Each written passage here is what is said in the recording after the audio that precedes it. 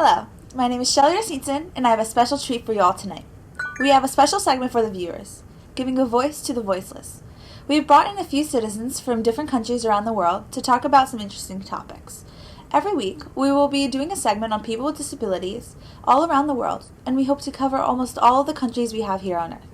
Joining me is Dr. Barrera, who is an expert in disability culture.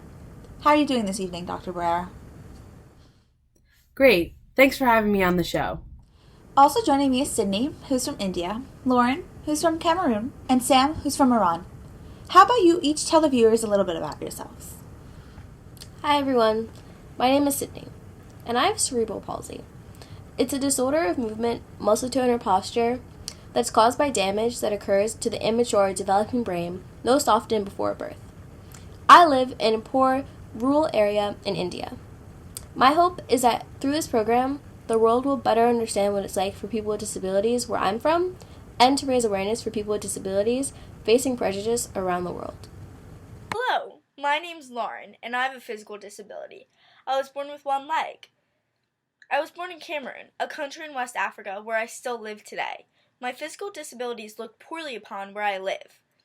Where I live, the people believe that if you were born with a disability, your parents committed many misdeeds, or you caused this disability on yourself from committing other misdeeds.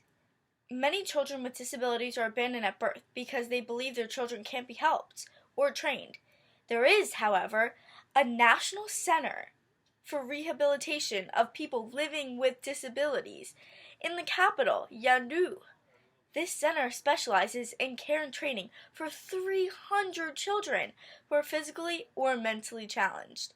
This facility is so important because people with disabilities face added disadvantages in low-income countries.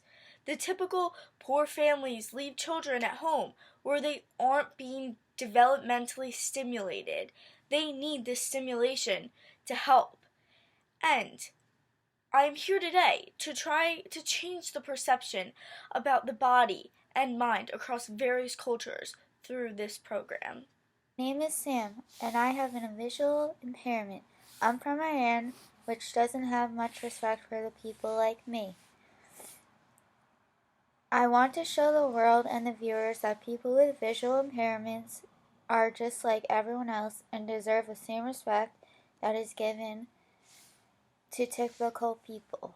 Before we discuss the ways in which we can spread disability studies and the ways we can battle prejudices against people with disabilities, we must understand what disability culture is. Disability is having an impairment preventing a person from participating easily in everyday activities, such as walking, seeing, hearing, or learning.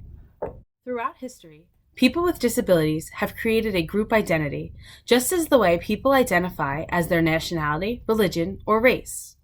People with disabilities share a common history of oppression, prejudices, and a bond of determination. They strive to create art, music, literature, and other expressions of their lives and their culture inspired by their own personal experiences. Therefore, disability culture is a set of beliefs and expressions created by people with disabilities to describe their own lives. Within disability culture, there is a wide range of differences in disabilities and experiences. The community of people with disabilities is one of the most diverse there is. Now, when we talk about disability culture around the world, we must recognize that no matter what the disability or the location of the person with the disability, they all have been forced to face oppression because of that disability. We must also realize that disability culture in the US may be very different than that in Europe or Africa, but all have similarities, such as the hardships and prejudices that they were forced to face. However, the advancements in disability studies varies around the world. Some countries are more accepting of their citizens with disabilities than others. Thank you all for joining us. Tonight, I want to dive into disability culture in the world. There have been many stories lately about events in the US, but not so much of a spotlight on the rest of the world. I'm here to give them that spotlight. Now, I have one question for you all to answer, and then Dr. Barrera will share her perspective. Let's dive right in.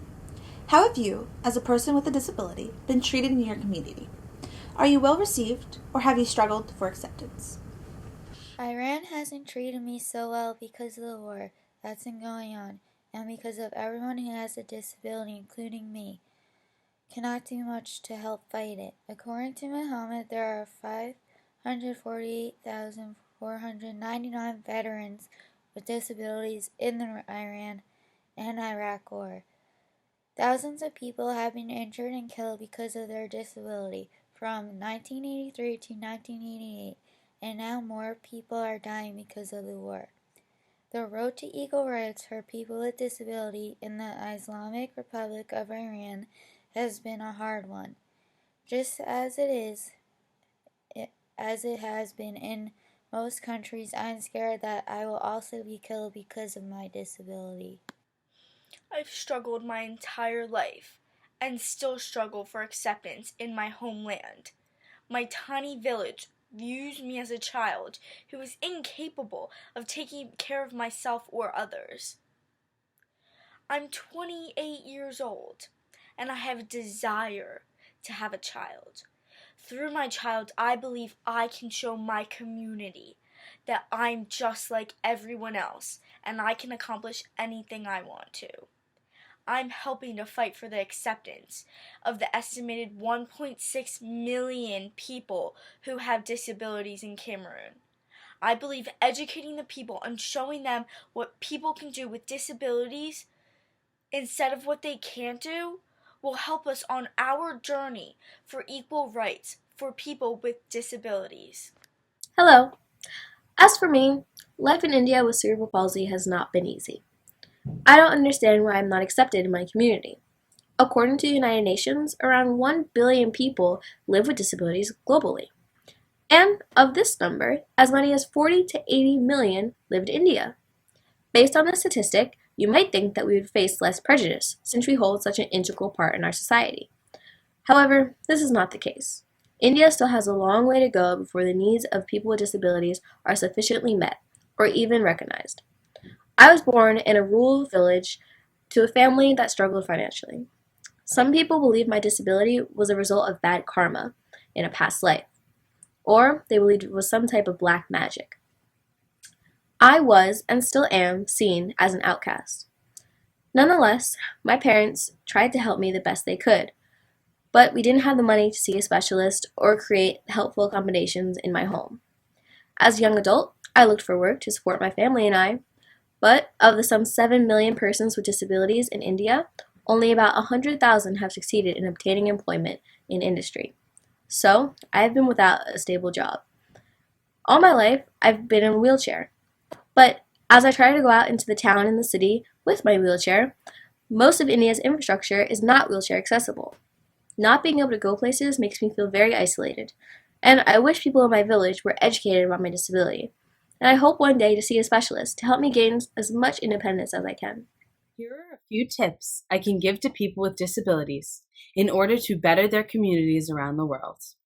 First is to know your history. Educate yourself about your own rights and the laws that are put in place to help those who have disabilities.